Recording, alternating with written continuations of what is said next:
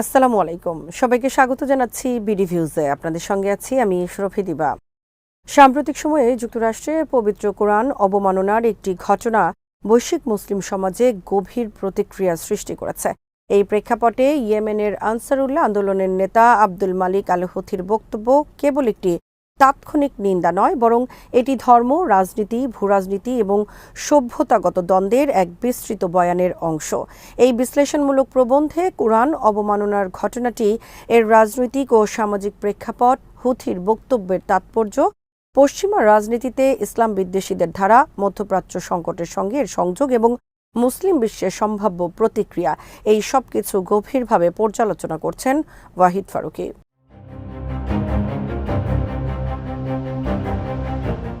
প্রথমেই ঘটনাটির দিকে তাকানো যাক। যুক্তরাষ্ট্রের ফ্লোরিডার প্ল্যানো শহরের একটি ইসলাম বিরোধী মিছিলে অংশ নিয়ে মার্কিন সিনেটর এক প্রার্থী প্রকাশ্যে পবিত্র কোরআন অবমাননা করেন।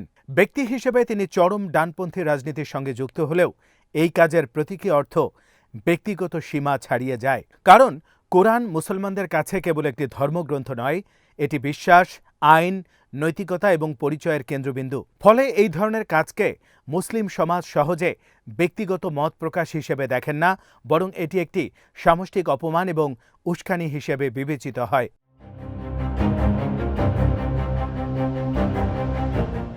যুক্তরাষ্ট্রের মতো একটি দেশে যেখানে সংবিধান মত প্রকাশের স্বাধীনতাকে সর্বোচ্চ গুরুত্ব দেয়, সেখানে ধর্মীয় অবমাননা বারবার আইনগতভাবে বৈধ হলেও নৈতিক ও সামাজিক প্রশ্ন থেকে যায়। প্রশ্নটি হল, মত প্রকাশের স্বাধীনতা কি ইচ্ছাকৃতভাবে একটি ধর্মীয় সম্প্রদায়ের অনুভূতিতে আঘাত করার অধিকার দেয়? এই বিতর্ক নতুন নয়। ইউরোপে কোরআন পোড়ানো, ব্যঙ্গচিত্র প্রকাশ কিংবা ইসলাম বিরোধী বিক্ষোভের ঘটনাগুলো এই প্রশ্নকে সামনে এনেছে। যুক্তরাষ্ট্রের এই ঘটনাও সেই ধারারই একটি সম্প্রসারণ।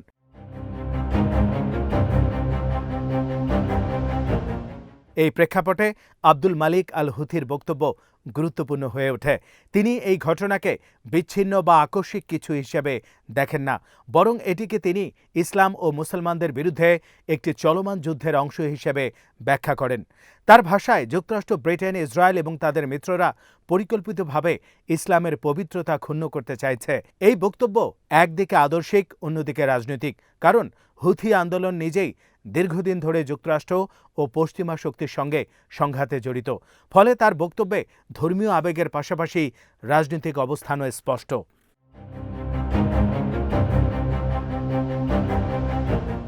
হুথির দৃষ্টিভঙ্গিতে কোরআন অবমাননা শুধু ধর্মীয় অপমান নয়, এটি উপনিবেশবাদ, আধিপত্যবাদ ও সাংস্কৃতিক আগ্রাসনের একটি প্রতীক। তিনি মনে করেন, পশ্চিমা শক্তিগুলো কেবল সামরিক বা অর্থনৈতিকভাবে নয়, সাংস্কৃতিক ও নৈতিক ক্ষেত্রেও মুসলিম সমাজকে দুর্বল করতে চায়।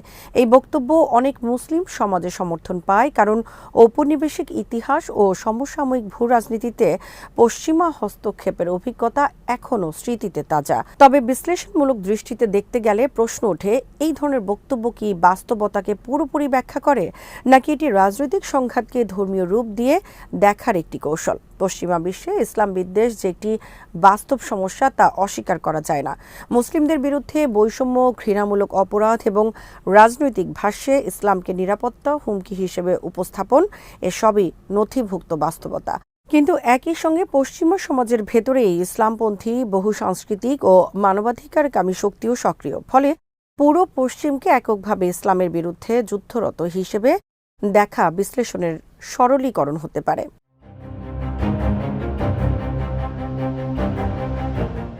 এখানে আরেকটি গুরুত্বপূর্ণ দিক হল ইসরায়েল ফিলিস্তিন সংকটের প্রসঙ্গ। হুথি তার বক্তব্যে ইসরায়েলের কর্মকাণ্ড এবং পশ্চিমা সমর্থনের কথা উল্লেখ করেছেন। ফিলিস্তিনে আল আকসা মসজিদ, গাজা ও পশ্চিম তীরের পরিস্থিতি মুসলিম বিশ্বের আবেগকে দীর্ঘদিন ধরে নাড়া দিচ্ছে।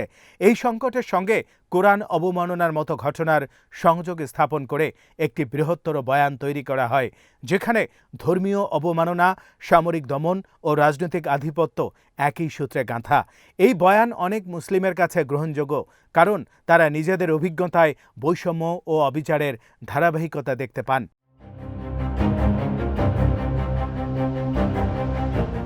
হুথির বক্তব্যে মুসলিম সরকার ও জনগণের প্রতি আহ্বানও গুরুত্বপূর্ণ।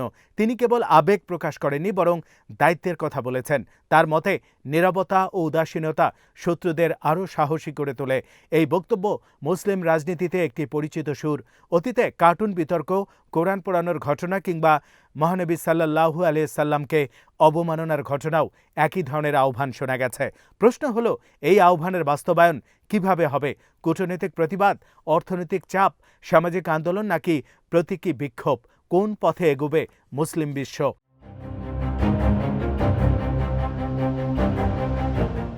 এখানে মুসলিম রাষ্ট্রগুলোর বাস্তবতা বিবেচনায় নেওয়া জরুরি। মুসলিম বিশ্ব কোনো একক রাজনৈতিক সত্তা নয়। মধ্যপ্রাচ্য, দক্ষিণ আফ্রিকা ও ইউরোপের মুসলিম সম্প্রদায়ের রাজনৈতিক স্বার্থ, অর্থনৈতিক অবস্থা ও কূটনৈতিক অগ্রাধিকার ভিন্ন। অনেক মুসলিম দেশ যুক্তরাষ্ট্র ও পশ্চিমা শক্তির সঙ্গে কৌশলগত সম্পর্ক বজায় রাখতে বাধ্য। ফলে তারা কঠোর প্রতিক্রিয়া দেখাতে সংকোচ বোধ করে।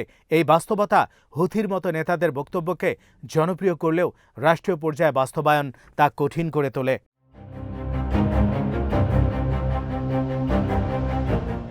একই সঙ্গে মুসলিম সমাজের ভেতরেও মতভেদ রয়েছে। কেউ কেউ মনে করেন প্রতিটি কোরআন অবমাননার ঘটনায় উত্তেজিত প্রতিক্রিয়া পশ্চিমা মুসলিম বিদ্বেষীদের উদ্দেশ্য পূরণ করে। তারা চান সংঘাত, মেরুকরণ ও সহিংসতা বাড়ুক, যাতে মুসলিমদের সহিংস হিসেবে উপস্থাপন করা যায়। অন্যদিকে অনেকেই মনে করেন নীরবতা মানেই আত্মসম্মান বিসর্জন। এই দ্বন্দ্ব মুসলিম রাজনৈতিক চিন্তার একটি কেন্দ্রীয় প্রশ্ন। মত প্রকাশের স্বাধীনতা বনাম ধর্মীয় সম্মান, এই বিতর্কে আন্তর্জাতিক আইন ও মানবাধিকার কাঠামোর সীমাবদ্ধতাও স্পষ্ট। আন্তর্জাতিক মানবাধিকার আইন সাধারণত ব্যক্তির অধিকারকে প্রাধান্য দেয়। ধর্মীয় অনুভূতির সুরক্ষা তুলনামূলকভাবে দুর্বল। ফলে রাষ্ট্রগুলো আইনগতভাবে কোরআন অবমাননা ঠেকাতে খুব বেশি পদক্ষেপ নিতে পারে না, বিশেষত পশ্চিমা গণতান্ত্রিক ব্যবস্থায়। এই বাস্তবতা মুসলিম সমাজে ক্ষোভ সৃষ্টি করে এবং দ্বৈত মানদণ্ড এর অভিযোগ জোরালো হয়।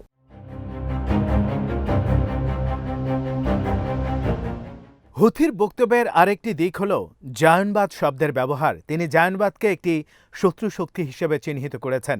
এই ধরনের ভাষা মধ্যপ্রাচ্যের রাজনীতিতে প্রচলিত হলেও আন্তর্জাতিক পরিসরে এটি বিতর্কিত। কারণ জায়নবাদ শব্দটি কখনো রাজনৈতিক মতাদর্শ, কখনো ইসরায়েল রাষ্ট্রের নীতি, আবার কখনো ইহুদি পরিচয়ের সঙ্গে গুলিয়ে ফেলা হয়।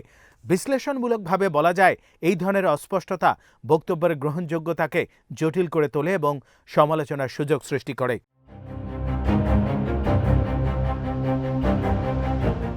তবুও হুথির বক্তব্য যে আবেগী সাড়া ফেলেছে তা অস্বীকার করা যায় না, বিশেষ করে সেই মুসলিম সমাজে যারা পশ্চিমা হস্তক্ষেপ, যুদ্ধ ও নিষেধাজ্ঞার শিকার। ইয়েমেন নিজেই দীর্ঘদিন ধরে যুদ্ধ, মানবিক সংকট ও আন্তর্জাতিক হস্তক্ষেপের ভেতর দিয়ে যাচ্ছে। এই বাস্তবতায় হুথির বক্তব্য ধর্মীয় প্রতিরোধের ভাষা ধারণ করে, যা সমর্থকদের কাছে ন্যায্য এবং নৈতিক বলেই প্রতীয়মান হয়।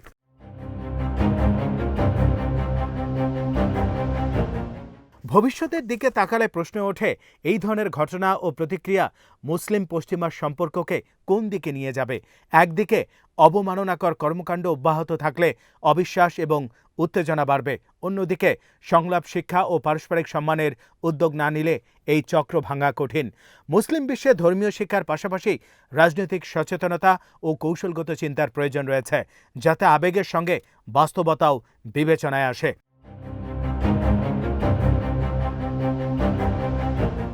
সবশেষে বলা যায়, যুক্তরাষ্ট্র কোরআন অবমাননার ঘটনা এবং হুথির প্রতিক্রিয়া কেবল একটি সাম্প্রতিক খবর নয়, এটি একটি বৃহত্তর বৈশ্বিক সংকটের প্রতিফলন।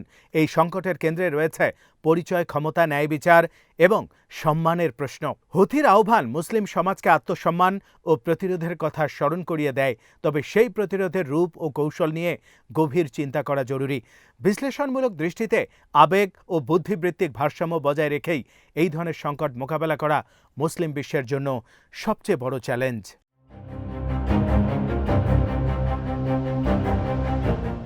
আজ এখানেই শেষ করছি। সবাই ভালো থাকুন, সুস্থ থাকুন আর দেখতে থাকুন বিডি ভিউজ। চ্যানেলটি ভালো লাগলে সাবস্ক্রাইব করুন। সংযুক্ত থাকুন আমাদের ফেসবুক পেজে। আল্লাহ হাফেজ।